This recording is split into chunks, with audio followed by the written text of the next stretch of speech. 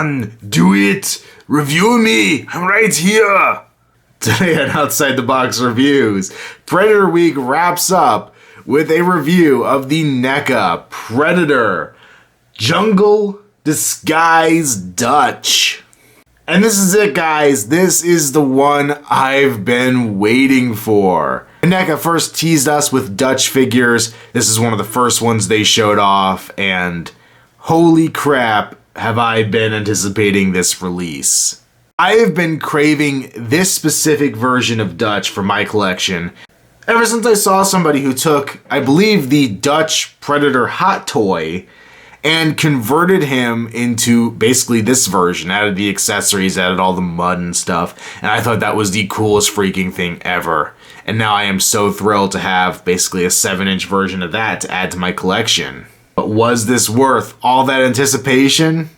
Let's take a closer look and see. For once, we get a Dutch that doesn't come with the same old accessories. Well, at least mostly.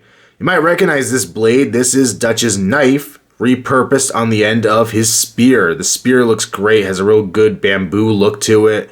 The little string on here is great. The knife looks good as always. Really cool added accessory to him. Next up, we have this guy, which I believe was an explosive tip spear, if I remember correctly. I think this was some type of explosive. When you throw it, it would hit and blow up. This one's not quite as nice. There's a lot of just flat brown, or not quite flat brown, but very uninteresting brown going on at this end. The bamboo still looks good, but the business end of this guy doesn't really have anything to show for itself. And then, as you saw in the beginning of the video, he comes with his bow. Really great detail. Once again, the bamboo look, all the tie points on it. He's a little leather looking piece up here in the front, which I think you could put the arrows through. That's what I've been doing. I don't know if that's how it was used in the movie. I haven't actually had a chance to sit down and watch Predator all the way to the end in a little while. Then we have the cord on it, which actually soft rubber, very flexible. And actually this whole thing is a softer rubber, so it actually can bend. It's really cool. It let me get him in that cool pose at the beginning. I think I warped it just a little bit, so I don't know how safe it is to leave it like that.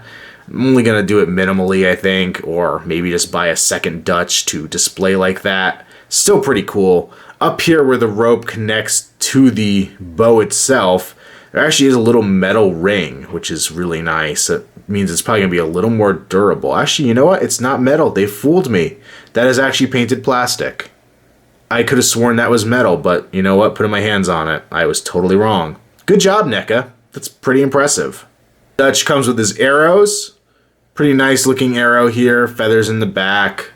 Very stereotypical looking. Comes with 3 of these guys, so we have a little mini quiver worth of arrows in here. Pretty cool. As you all saw at the beginning, comes with his explosive arrow, which has a different head on it. Really nice. I'm sure this will go great when we get our Rambo figures next year from First Blood Part 2. They can go together with their exploding arrows. That'd be great. And what may be my second favorite accessory on this guy, his torch. Really cool looking once again. Great flame effect. I wasn't so sure how this was going to look in person, but it really does look cool. Great translucence on there. And the best part about this accessory to me is that it can instantly give your figure a sense of dynamicness. Is that a word? Dynamicness? I don't know. I'll look it up later. You can have him holding it, and if you want everything to look like he's just standing there, you have the flames facing up. But if you turn it, you can either give a sense of motion to the character or a sense of wind, which I think is really neat. You could actually kind of just have the angle of the flames almost give your display a little more feel to it, a little more movement, which I really like. As for the figure himself, the head sculpt is great. He looks absolutely pissed here. He has great mud detail on him. The paint looks really good as well. For a character that in this state is pretty much all gray and brown, they really brought out a lot of detail. He has some great blood effect dripping from his mouth. His eyes look super intense, and the whites on him are very clear through the mud, which is pretty movie accurate. Same muscle body that Arnold had before, but now we've got it covered in leaves and dried mud. I love the cracking mud up at the top of his arm. He's completely coated in mud, which is just great. He has his little pouch here on the side. I think this was more explosive than like a banana leaf. Really cool looking. This, of course, you could take off him if you wanted to. Just slip it over his arm. Same detail all in here, but great muscle work on him. Still has his watch. Still knows what time it is. His pants, same pants we've had before, but once again, these are covered in mud. These are grayed up, dulled up. Not quite as much as I'd like them to be, but still gives the right impression. He has the butt flap back here, the little soft rubber. Still great detail on the legs. I've reviewed this 4 times now. I don't need to go into that much detail. And the boots are also pretty good. These are a little darker, a little dirtier looking. I kind of would have wished they would have been muddy along with the rest of it, but not too shabby. I love the sculpt on here, and I love the paint. It just looks so phenomenal. It's exactly what I hoped for. Articulation, pretty much standard for Dutch. Ball jointed head, great range of motion. Pin socket shoulders. Bend and swivel at the elbow. Ball joint at the wrist. Mid-torso crunch with that kind of awkward shape there. Ball joint at the waist. Pin socket legs, forward back out to the side. Swivel at the upper leg. Bend and rotate at the knee. Rotate at the upper ankle. Bend, rotate, and pivot at the foot. So I guess it's pretty obvious that I really like this figure. So I'm not just going to recommend it. I'm going to go ahead and say I recommend this figure so highly that if you're going to buy one of these 4 Dutch figures, this is the one to get. This is the coolest. He comes with a ton of great accessories. He just looks awesome. The sculpt is great, and I think he's the true iconic Dutch from the movie. This is where he actually faces off with the Predator, one-on-one. The final battle. Everything on the line. The great climax to a great movie. This is it. This is what I've been waiting for ever since I started collecting these freaking figures. And NECA did not let me down. I'm kind of glad it took them so long to put Dutch out because they've really stepped up their game between the translucent plastics, which don't really matter here, but the Dutch line in general. The level of articulation, even the diapers that I like to make fun of. The amount of stuff they can cram into a single package for a figure. This is just the pinnacle of NECA's work right now.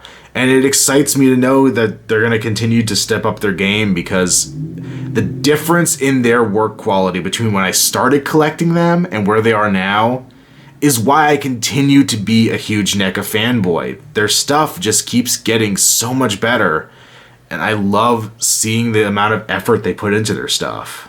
So I can't recommend this figure any higher. That being said, can't just let it end on a good note. I want to say this. Please, NECA, maybe one more Dutch. I can think of one more worth doing. Maybe somebody could correct me in the comments if I'm wrong. And then let's not do Dutch to death. It's awesome. I'm so glad to have him. But I really hope they don't go back to the well on him over and over and exhaust it to the point where they have some other characters. And the one other Dutch I can think of that needs to be made is the semi-translucent infrared heat vision version. I want that. That would be really cool. I don't even care which version of the figure they use for it. I would guess they'd probably use maybe the tank top with the vest version. That probably would make a good candidate.